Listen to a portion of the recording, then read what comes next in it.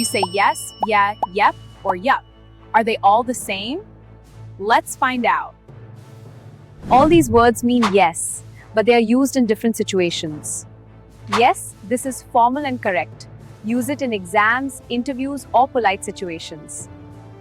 Yeah, this is informal and very common in daily conversations. Yep, this is friendly and casual, often used with friends. Yup, this is also very casual, like yep, but a bit more relaxed. So remember, yes is formal. Yeah, yep, yup are informal. Choose the right word based on the situation. Yes, I understand. Yeah, I'm coming.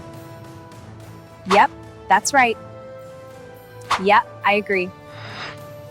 Subscribe to LELTA for simple English lessons. 1 minute a day and better English every day.